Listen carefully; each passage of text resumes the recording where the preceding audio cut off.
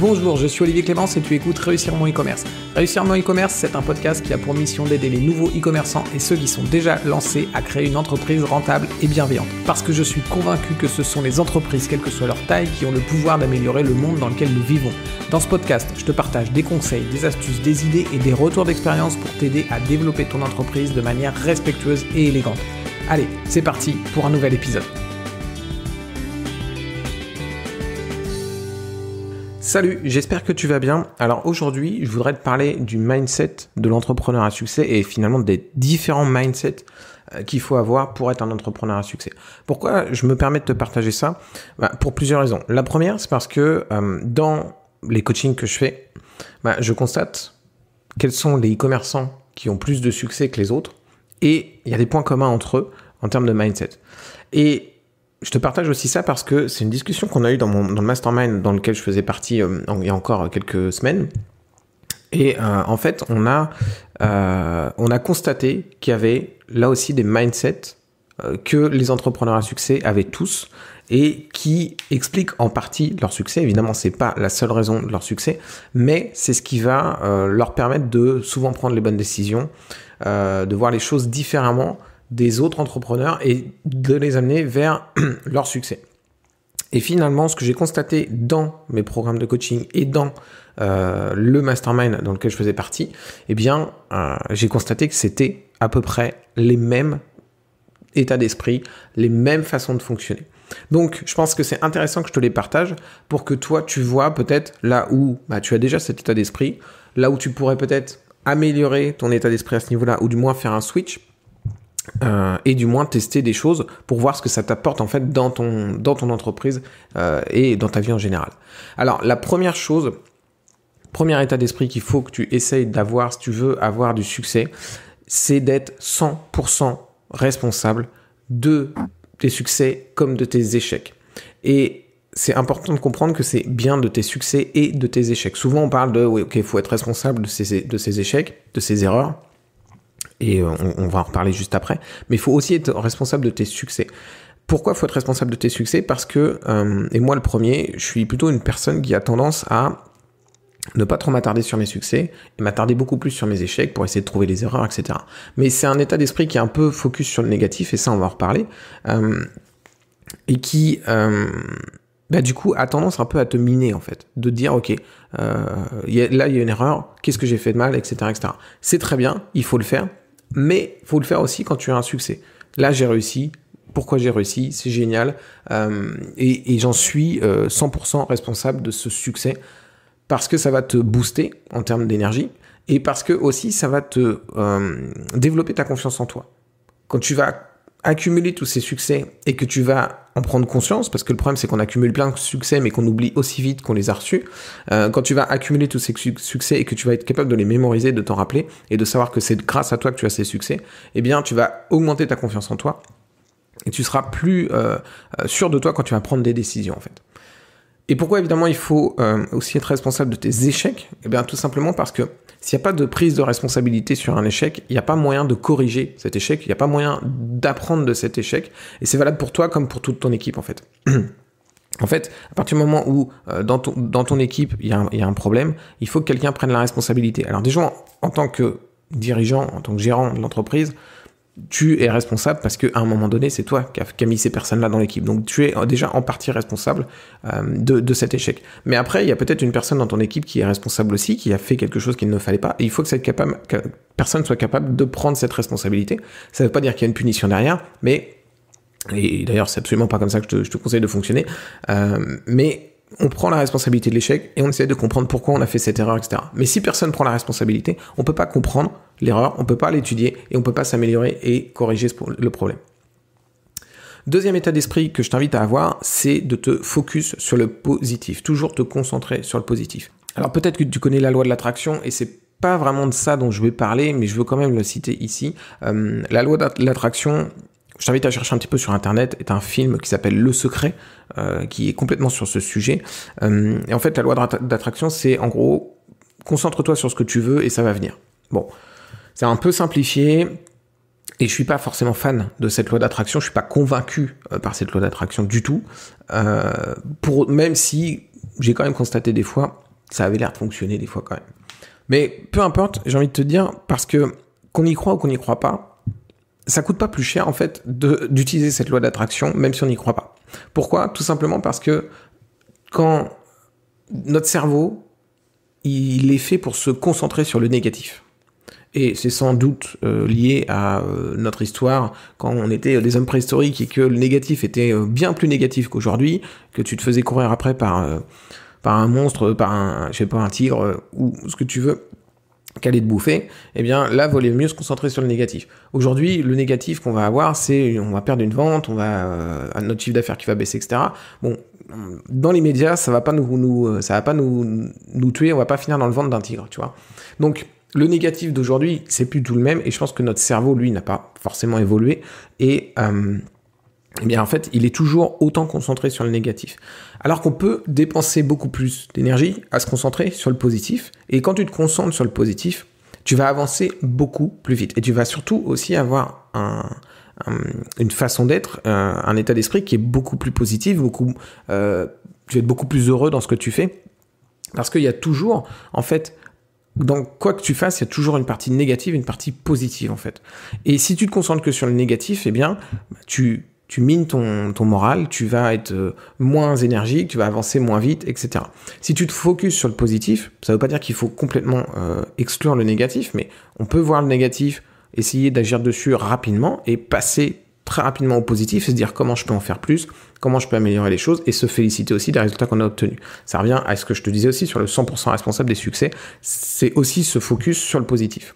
Donc, l'idée, c'est aussi de voir certains éléments négatifs que tu vois au départ comme négatifs, comme des éléments positifs. Typiquement, les problèmes. Quand tu as un problème qui arrive, au départ c'est négatif, mais c'est aussi une façon de parler. C'est-à-dire que quand tu dis j'ai un problème, c'est obligatoirement négatif. Quand tu vois la chose qui arrive et tu te dis tiens j'ai un défi, là tu transformes le truc en quelque chose de positif. Parce que si tu arrives à remporter ce défi, à relever ce défi, eh bien tu auras avancé. Et la plupart des problèmes qu'on a sont des défis. Parce qu'un problème, tu as quelque chose qui arrive, c'est quelque chose qui va te ralentir aujourd'hui. Mais si tu le dépasses, ça t'aura fait un bond en avant. Je te donne un exemple. J'ai eu un problème avec mon développeur il y a quelques temps et j'ai trouvé une solution rapidement. Et là, j'ai un nouveau problème avec mon développeur. Je te le dis très clairement, mon développeur arrête son activité et j'ai besoin d'un autre développeur. C'est un problème. Et j'étais pas forcément très content le jour où j'ai reçu cette info. Mais c'est aussi un défi. Et finalement, c'est plus un défi qu'un problème parce que je vais retrouver un développeur. Il faut juste que je retrouve le bon développeur. C'est du travail que j'avais pas prévu, etc. Mais je vais retrouver un bon développeur. Et avec ce développeur, je vais peut-être trouver un meilleur développeur. Et surtout, à chaque fois qu'il y a un problème qui se présente à moi, je me dis que si je le surmonte, je vais dépasser toutes les entreprises qui ne l'auront pas surmonté. Typiquement, toutes les autres personnes qui ne sont pas capables de retrouver un développeur, qui ne sont pas capables de retrouver un bon développeur et qui du coup, lâchent l'affaire et ferment boutique. Eh bien, moi, j'aurais fait un bond en avant parce que j'aurais vu ce problème comme un défi et que mon défi, là, sur les semaines qui viennent, c'est de trouver un nouveau développeur et de repartir du bon pied avec, et peut-être même un meilleur développeur que ce que j'avais, peut-être un développeur moins cher que ce que j'avais, et qu'on va avancer beaucoup plus vite ensemble. Ok, troisième mindset que je t'invite à voir si tu veux avoir du succès, c'est l'ouverture d'esprit. Très important d'avoir de l'ouverture d'esprit. L'ouverture d'esprit, ça va se concrétiser de plein de manières différentes, typiquement se former. Moi, je me forme en permanence et toutes les personnes avec qui ont du succès sont des personnes qui se forment en permanence, qui veulent apprendre de nouvelles choses, qui veulent acquérir de nouvelles compétences, et qui veulent mieux comprendre l'environnement dans lequel elles sont. La formation, finalement, c'est à la fois pour acquérir des compétences, mais aussi mieux comprendre l'univers dans lequel tu évolues. Et plus tu comprends cet univers dans lequel tu évolues, plus tu seras capable de l'utiliser et de l'utiliser à ton avantage, plutôt que de ne pas comprendre comment ça fonctionne. Ça veut dire aussi accepter les feedbacks. L'ouverture d'esprit, c'est ça. C'est-à-dire que quand on te fait une critique, eh bien, si elle est constructive, il faut l'accepter. Mais si tu es fermé d'esprit, tu n'es pas capable de faire la différence entre une critique qui n'a aucun intérêt, qui est là juste, c'est un troll sur Internet qui est là juste pour insulter, tu vois, en gros, et la critique constructive. Certaines critiques constructives peuvent être très très mal amenées, de façon très agressive. C'est pas pour autant qu'elles sont pas constructives. Donc, faut être capable de faire ce pas de recul et de se dire, ok, il y a peut-être quelque chose pour moi à prendre dans cette critique, même si elle n'est pas super cool, même si elle me fait mal quand je la prends, il y a peut-être quelque chose à prendre là-dedans. Donc, ça veut dire aussi accepter les feedbacks. Ça veut dire aussi regarder ce qui se fait autour de toi, de regarder ce que font les concurrents et de ne pas toujours se dire les concurrents ont tort, les concurrents sont nuls ou voilà, tu vois, il faut avoir de l'ouverture d'esprit, de se dire, ok, s'ils font ça, peut-être que c'est intéressant. Pas toujours, mais l'idée, c'est déjà d'étudier et d'essayer de comprendre. Et c'est aussi accepter que parfois on a besoin d'aide, qu'on n'est pas capable de faire les choses toujours par nous-mêmes, et que finalement ne jamais vouloir se faire aider, c'est surtout mettre son ego en avant et croire qu'on est capable de tout gérer en fait. Et personne n'est capable d'absolument tout gérer, on a parfois besoin d'aide, il faut être capable d'aller la demander, et ça fait partie aussi de l'ouverture d'esprit. Et si on généralise un petit peu l'ouverture d'esprit, c'est en gros dire je sais que je ne sais pas tout, et qu'il y a sans doute des solutions meilleures que la mienne, et donc il faut que je sois ouvert d'esprit pour justement améliorer ma solution, ou même utiliser une autre solution qui fonctionnera mieux que la mienne, et du coup avancer plus vite. Et je vais te donner le mindset suivant, l'état d'esprit suivant, qui est finalement l'inverse de l'ouverture d'esprit, qui va être garder un esprit critique. Alors, c'est finalement pas l'inverse, parce que l'idée, c'est pas de se fermer complètement et de se faire une bulle et de se dire on a toujours raison, mais c'est quand même de garder un esprit critique, pour pas être une girouette et partir dans tous les sens. Dès que quelqu'un te dit tiens, tu devrais faire ça, on se dit ok, je vais avoir de l'ouverture d'esprit, hop, je vais me précipiter dedans. Non. L'ouverture d'esprit, c'est très bien, c'est pour, comme je te dis, de se former, accepter les feedbacks, etc. Mais tu dois garder un esprit critique, et cet esprit critique, il doit être là pour... c'est un peu ta confiance en toi, c'est un peu ton expérience, c'est un peu ta connaissance de ce que tu as déjà fait, tout ce que tu as acquis comme connaissance, et qui va te permettre de dire, ok, ce que tu me dis, c'est sans doute une bonne idée, mais peut-être pas pour moi. Ou c'est sans doute une bonne idée, mais peut-être qu'il faut que je la modifie un peu, ton idée, pour l'adapter à moi. Et l'idée, c'est ça, c'est que tu dois, d'une part, avoir l'ouverture d'esprit, mais aussi garder ton esprit critique pour ne pas partir dans tous les sens, ne pas appliquer une méthode exactement comme elle t'est demandée, alors que tu sais que finalement ça fonctionnera pas parce que toi tu as pas exactement le même marché et qu'il faut que tu modifies cette méthode, etc. Donc tu dois aussi garder un esprit critique en même temps que tu as de l'ouverture d'esprit. Il nous reste deux mindsets que je t'invite à adopter si tu veux avoir du succès. Le 5e mindset, c'est faire confiance à ton instinct et à tes valeurs. Tes valeurs, c'est qui tu es. Alors, j'ai déjà fait un épisode sur les valeurs. Je vais pas revenir dessus, mais tes valeurs, très rapidement, c'est ce qui te définit, en fait. Peut-être que tu es quelqu'un qui est ultra compétitif. Ça fait partie de tes valeurs. Et donc, du coup, il faut que tu respectes ça. Il faut que tu te lances des défis qui sont forts, etc. Ou peut-être que tu es quelqu'un qui est extrêmement respectueux. Et dans ce cas, tu ne dois pas aller dans des choses qui vont être irrespectueuses pour d'autres personnes ou qui ne vont pas te respecter toi. Donc, alors, c'est un travail de définir tes valeurs, mais une fois que tu as tes valeurs, c'est important de les connaître et c'est important de les respecter parce que si tu les respectes pas, tu seras pas naturel, ce sera pas vraiment toi et les actions que tu vas faire seront pas fluides, elles vont moins bien fonctionner parce que naturellement et sans t'en rendre compte, plutôt instinctivement, tu vas créer des frictions dans les choses que tu fais. Et ce que je disais dans justement un autre épisode sur les valeurs, c'est que moi, si je vais faire des choses qui ne sont pas respectueuses, ou des choses qui ne me respectent pas, ou travailler avec des gens où il y a un manque de respect, eh bien ça fonctionne pas. Même si je mets les efforts que je veux, ça fonctionne pas, il y a des frictions, et que je le veuille ou non, je vais avoir des moins bons résultats dans ces conditions-là. Je t'invite aussi à respecter ton instinct, donc ça fait partie du même mindset, parce que ton instinct, c'est un mix avec tes valeurs, en fait, tu vois. Et naturellement, tu sais ce qui est bon pour toi ou pas. Tu sais, et typiquement, comment j'utilise mon instinct, moi, c'est par exemple, là, je te parlais de recruter un développeur. Eh bien, ce développeur, on va faire un Skype ensemble, on va discuter, etc. Et je vais essayer de faire attention à ce que je ressens quand je discute avec cette personne. Est-ce qu'il y a le feeling? Est-ce que ce qu'il dit, je trouve ça cool ou pas, etc., etc. Si ça colle pas, même c'est un bon développeur, même si son CV il est nickel, même si son expertise elle est cool, je vais peut-être pas bosser avec lui. Enfin, en tout cas, je vais en tout cas prendre ça en compte parce que l'instinct c'est important.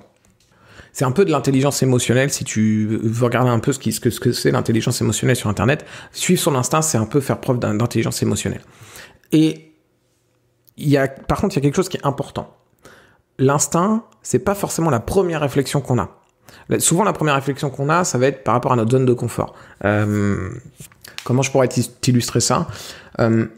Typiquement, il y a une personne qu'on ne connaît pas, une personne qu'on connaît, mais de nom et de réputation, mais avec qui on n'a jamais discuté, et on a l'occasion de discuter avec elle. Ta zone de confort, à te dire non, mais il va te rejeter, machin, il s'en fout, il est beaucoup plus important que toi, il n'a pas besoin de faire quelque chose avec toi, de faire un partenariat ou quoi que ce soit. Mais ton instinct, il va te dire, fais-le. Parce qu'au fond de toi, tu sais que tout ce que tu risques, c'est qu'il te recale, et puis que ça se fasse pas.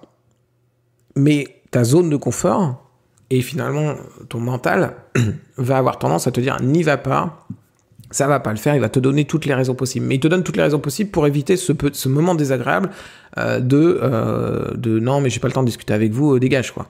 Sachant qu'on sait très bien en plus que c'est pas comme ça que ça va se passer. La personne, elle sera polie, la personne, voilà, et puis elle te dira non, bah c'est gentil, ou elle va juste te faire un truc disant, bah écoutez, on se rappelle, et puis tu sais que ça fonctionne pas. Et d'ailleurs, ça veut pas dire que ça fonctionne pas, mais je vais pas m'étaler là-dessus. Ce que je veux dire, c'est que tu as ta zone de confort qui va, dans un premier temps, te dire non, n'y va pas.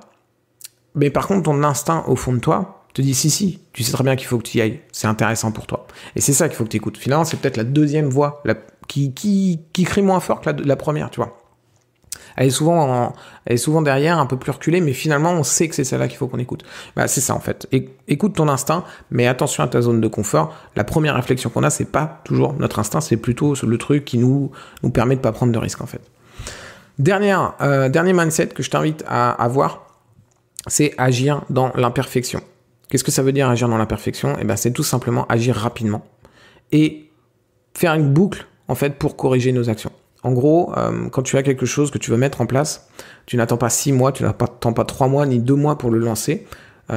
Tu fais le minimum viable pour que ça fonctionne. Et quand je dis ça fonctionne, que tu puisses constater qu'il y a une personne qui achète, 2 personnes qui achètent, tu vois, par exemple, si on parle de quelque chose où tu veux vendre ton produit. Et une fois que tu as ces ventes, ok, tu sais que ça fonctionne, tu peux retravailler dessus, tu peux l'améliorer, tu peux faire quelque chose de mieux, etc., etc.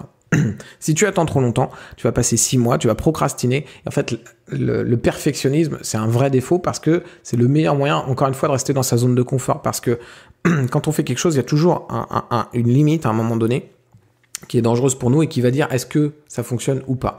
Et bah en fait, ne pas avoir la réponse à ça fonctionne ou pas, c'est rester dans notre zone de confort. C'est continuer à travailler sur le truc sans jamais se confronter au moment où peut-être que j'ai eu une mauvaise idée, peut-être que j'ai été stupide, peut-être que c'était nul et que j'ai fait ça pour rien.